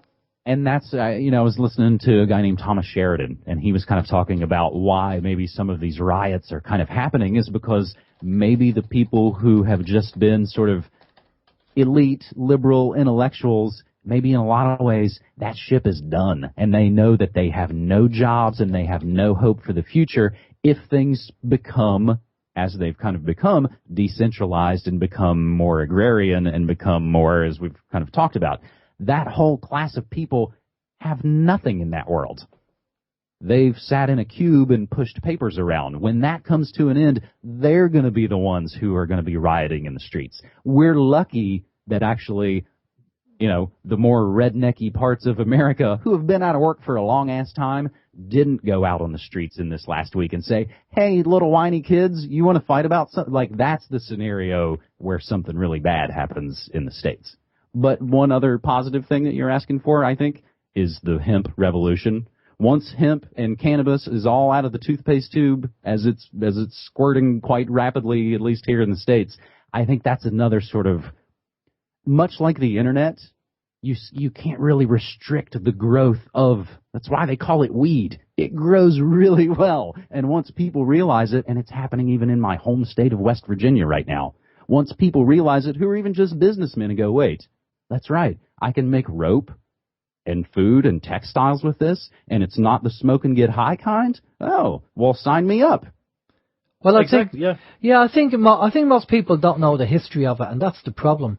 They're, again, controlled by the corporate media and just... Can I just say, even in relation to using the hemp, James, for all the different applications that you mentioned, and a hell of a lot more, I believe in Ireland, we actually interviewed a couple about 2 months ago, and it is our understanding they're the only people in Ireland that actually have a license to grow hemp, and it's the industrial hemp. I just say it's not the smoke and get high type, it's the industrial type. And of a country of 4.5-5 million people, there is two people with one license to grow the stuff. That's ridiculous. So that sounds like some law that's in place that says, oh, you need a license. And then people line up, hey, can we have a license? They go, there's only one. Or, as was the situation here in America back in the 30s when they were starting to clamp down on it, you had to have a stamp. And so you'd go, hey, can I get the stamp? They go, what stamp? Well, we never printed any. So they sort of created a phony system that kept it prohibited. So that would need to be the move, I guess, there, that more licenses, I suppose. Or again, people just start doing it. If suddenly hundreds of thousands of people all started growing cannabis, and again, it all maybe would take two is just some Johnny Hempel seeds to roam the countryside and throw seeds everywhere. Well, that's what they did in Germany, didn't they? Doing it to poison us. Can't we do the same thing back and start to replant things? They did that in Germany. They went around with seeds and went around the city centre and just threw the seeds everywhere. And there was cannabis plants growing everywhere in the city centre, which is entertaining. Now, over here in Ireland, we are about 15 to 20 years behind you guys in the States, probably more. And we are fighting and trying to promote even medical marijuana. We're not even talking about legalising cannabis or legalising marijuana, just the medical marijuana, just for health reasons, because we know the benefits of it. But again, they had a vote over here in Ireland a few years ago, and there was 101 votes in, 8 voted for yes, legalise it, and the rest voted for no. Now, you have to ask yourself, how much of that was controlled by the party whip system and the senior politicians telling the junior politicians, just vote no? Because obviously we all know about how much money the pharmaceutical companies make with chemo and everything else. So, why would you try and why would you try and advertise an alternative treatment that's going to knock your bottom line, your profit margin? And that's another great blow back to, push back against the status quo, against the powers that shouldn't be. I mean, when you find out that, like you said, it's pharmaceuticals, run-for-profit prisons, and police unions, and tobacco that are against marijuana, whether you're smoking it or building it or whatever you're doing, they're against the very idea of it because they know it's the end of their monopolistic control, at least hopefully. And now of course, I get all the people who are like, you dummies, you stoners are falling for the next big trick. They're going to make it Monsanto weed. And of course, they're probably going to try and do that. But there's so many people already, again, the nature of the seed kind of resists that, I'd like to think. But at the end of the day, if it gets people not in jail for using a plant, then I'll take it. Well, over in Spain, you can grow 6 plants in your back garden for personal use, and that's fine. And I think if we could have that, I mean, the amount of tax that the government would make if they actually licensed it and sold tobacco, cigarettes, but like manufactured cigarettes, but cannabis cigarettes, the amount of tax you'd make. I know over in certain states in America it's legal, and they're making loads of money in tax. And if you look at the likes of Amsterdam, you go over there, I mean, the locals probably don't even bother because it's been legal over there for years. And, and it's just like, whatever, it's like getting a loaf of bread. It's just like an everyday thing. And once the novelty factor filters out, and then people know they could get it, anytime they want, then it'll be just second nature. The people will just go, oh yeah, we know it's there, and then you won't bother. And but again, it's not really that. It's got to do with the amount of money the pharmaceutical and the medical industry will lose, not just from people taking cannabis oil to cure cancer and other kind of ailments, but the hemp plant itself, from a kind of manufacturing building point of view.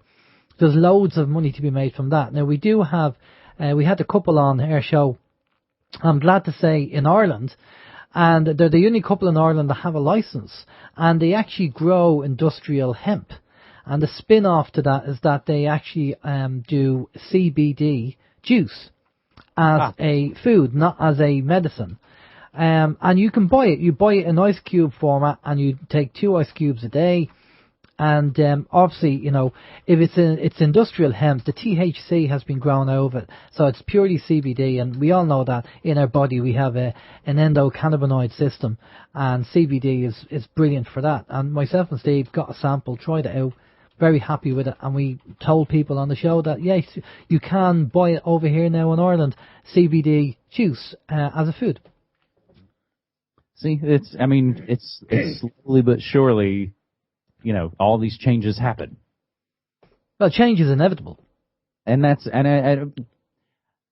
but we're at that crossroads of, and we've all, we're always at this crossroads. They always want to say, oh, this is it, oh, this is that, there's never been a more important time. And in a way, there's never been a more important time, because we're here right now and we're trying to make our way forward.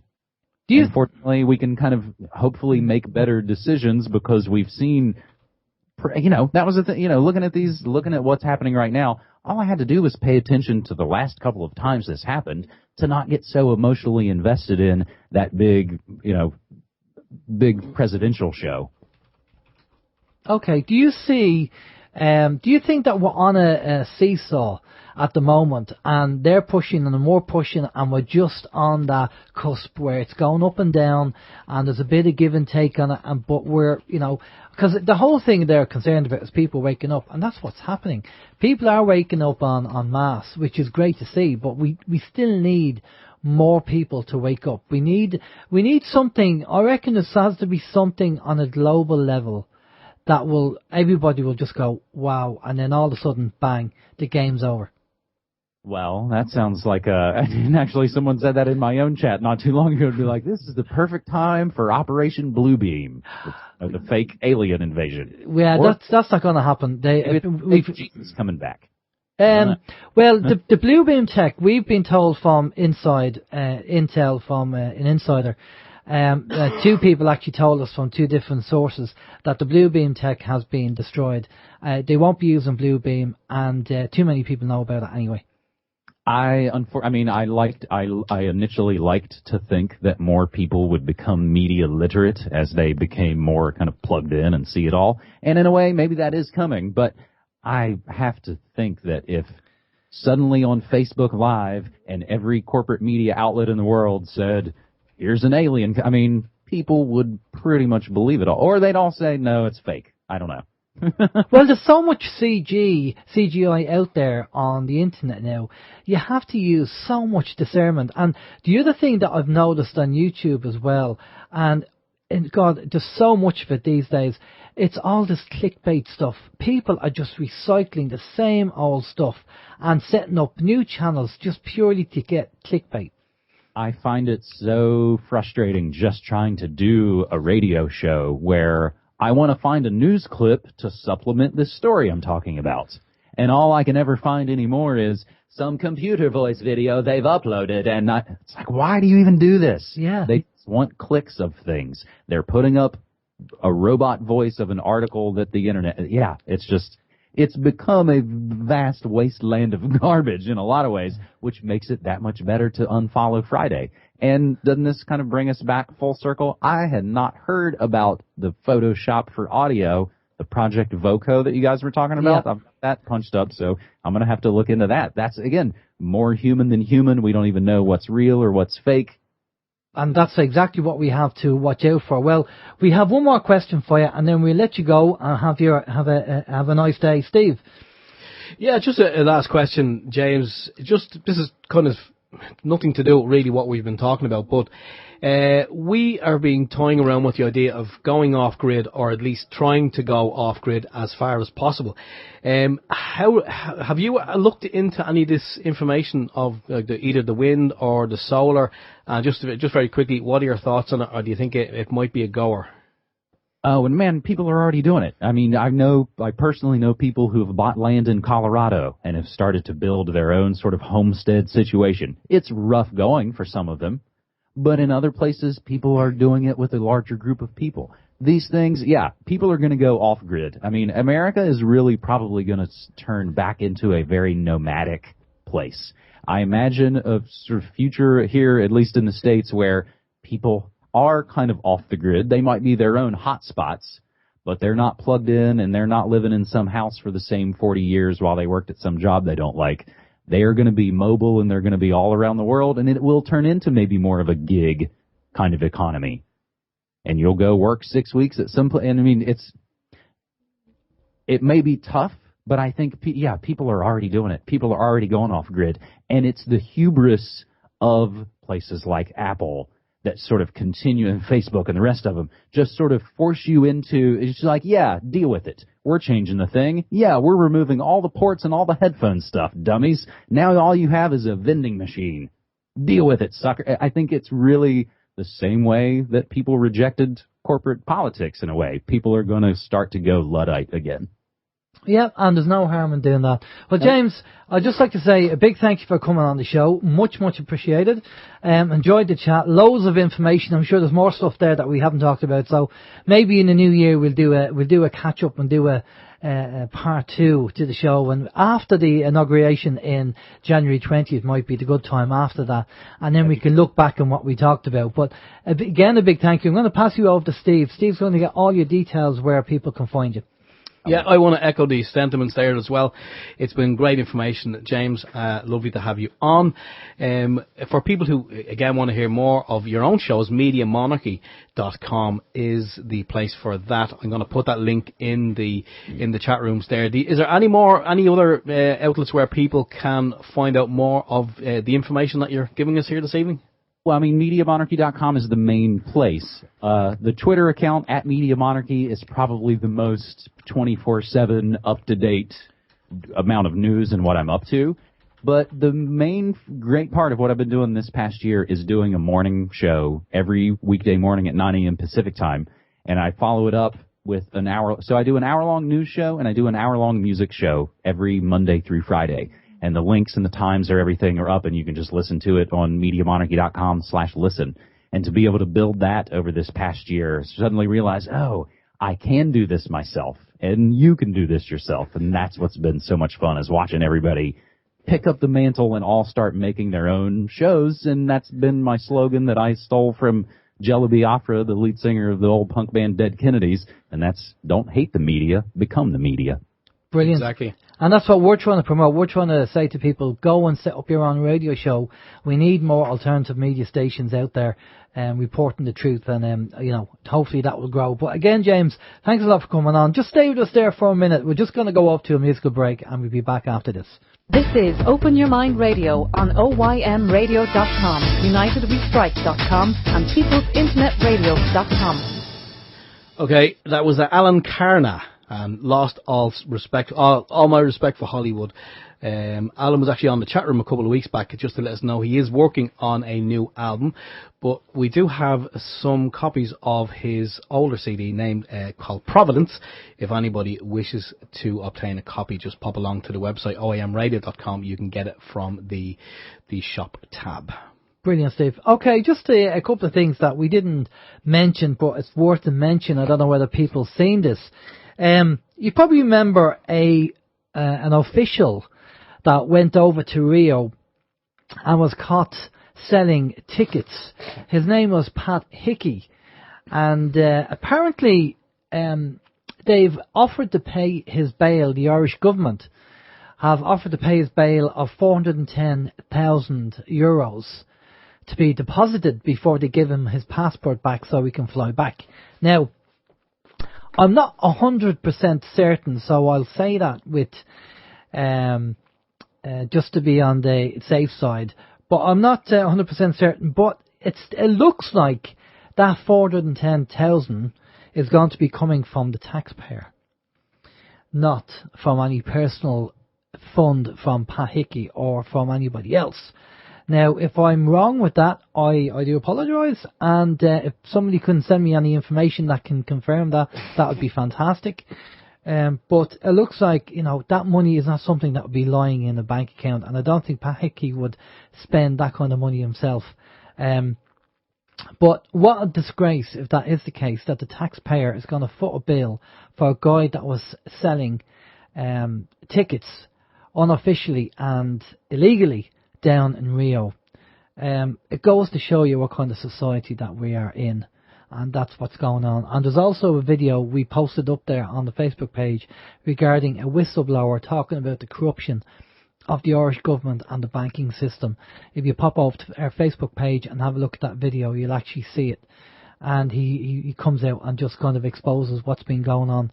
I'm just, I'm knocked back. I really am knocked back by the level of corruption that our government, the things they do, and just everybody kind of sits there and go, sure, what can you do? Well, can I just say, if Pat Hickey was a ticket tout, and he was someone from a not so well-to-do background and was caught doing what Pat Hickey was doing on the black market, he would be left to rot in Brazil. The Irish government wouldn't be caring a damn about Pat Hickey. But unfortunately, because of Pat Hickey and who he is, he's a well-respected man, in the Irish community over here. So obviously they will pull out all stops to get him back. Now, I did hear recently that although he has been under house arrest, the Irish government were paying a handsome fee of, can you remember what the figure was? Because you told me his monthly bill for he wasn't in prison. He was in a house arrest from what we believe was a rather nice apartment. And I think, no. I don't know the figure, but you can guarantee it was probably a nice... Oh, yeah. And the Irish government, they were picking, the Irish taxpayer, I should say, we've already been picking up the tab for Pat's stay over there, his extended holiday in Brazil. So to extend that to another 410,000 to get him back home safely, I think it's an absolute bargain. I think everyone should be putting their hands in their pockets right now to get Pat back on Irish soil. Not. Yeah. But I do believe recently he has been handed back his passport. And, because he's such a nice guy, they gave him back his passport to go, here you go, Pat, there you go. We know you won't do a runner. Knowing full well he's going to do a runner. Of course he's going to do a runner. As soon as he gets the passport, he will. Now, I was on a training course down in Clare last year. Richard Cumbers did the Pain Genie training course, and I met a lady on there called Anya. Now, Anya left a message on the OYM answer machine during the week. And she had a lot to say. Unfortunately, the one thing she didn't say was the phone number for me to contact her, or an email address. Unfortunately, I don't have that details, or if I do, I don't know where it is. So, Anya, if you're listening, last time I remember she was living in Mullingar. Anya, if you're listening to the show, please contact us and send us your email or your phone number so we can contact you, because I know Anya wants to be involved in a fundraiser for the homeless. And she's an artist and a sculptor, and maybe we can do something with Anya on that to raise funds for the homeless, especially being that it's Christmas as well. We'll see what we can do. So, if you're listening to the show, please contact us. Now, next week's guest, I'm hoping to have 2 guests on next week, but because we're trying to organise technical connections and another guest hasn't come back to confirm it, I haven't actually put anything down on the schedule, and I don't have anything down here on our unscripted script. So just tune in. Basically the general information about what's going on, maybe the Brexit and the various, we'll see how we get on. Sometimes we don't know. We don't have any really rehearsed questions, Steve, do we? We just kind of go with the flow and then change the subject and whatever comes up, or what the listeners come up on the chat room and whatever questions they have, and we just go with the flow, and shoot from the hip. So that's just the way it works. So we'll see what happens with the guest anyway, but it's always going to be good anyway. It's always interesting. It's always interesting. So, what have you got planned for the week? More of the same. Well, the fact that you mentioned earlier that the video didn't work, obviously we're going to have to get that done. We're going to have to try and get that sorted out, because that'll be an interesting video for anyone who's kind of following the what we're doing on YouTube. Just the little kind of informational videos. It's going to be interesting because we have a couple of small motors, and we're just trying to basically get power out of the end where you should be putting the power in, and we actually are having good success, and we had good success there yesterday as well. Unfortunately, you won't get to see it until we get that video done, but that's something that's in the pipeline, and Alan is researching it. He's doing a lot of research, I have to say, hats off to him, and if it all kind of works out to plan, then that we could be we could be, I'm not going to say very rich, but we'd be rich in knowledge, and we'll be able to impart this knowledge onto people so that they will be able to build such devices and obviously save money or possibly even go off grid. Exactly. So on anything that we do from a kind of mucking about with motors and stuff like that, we'll obviously try and video. That's the whole idea of getting the gear in the first place, so we can show you guys how to do it. And if you want to take it up and have a go and see how you get on, if there's stuff you don't understand on the video, by all means contact us, let us know, and we'll do our best to describe it and let you know what's going on, because we want to break it down into a format where you can see what we're doing. There's A, B, C, D, and nothing too complicated. So we'll do our best to do that. As I say, the motor, we had a problem with the motor initially, but we sorted it out, and we'll just have to do the video again next week. No point doing that at night time. But what we'll do is we'll do it, hopefully try and do it next weekend. It doesn't take that much. We'll get the video up there. And that would be just to show you, what you can do, the power you can get out of a DC motor that's rated for 12 volts, but we got up to 19 volts on it, and the ampage was about 1.9, and it's rated for 1.7. So that was quite interesting. But again, when you see it on video, then you can say, right, okay, I've seen it, and the lad's done it. Okay, so for myself anyway, as I say, we keep an eye on the schedule for next week, because, we're just confirming the guests for next week. We're hoping to have 2 guests on next week. That's the plan. So for myself, Alan James, take it easy, stay safe, and if you have any information of interest, send it over to us. We'd be more than happy to have a look at that, and hopefully we'll have more news for you next week. Take care. Bye-bye. Okay, I just want to say very quickly some comments that came in earlier on which I didn't read out.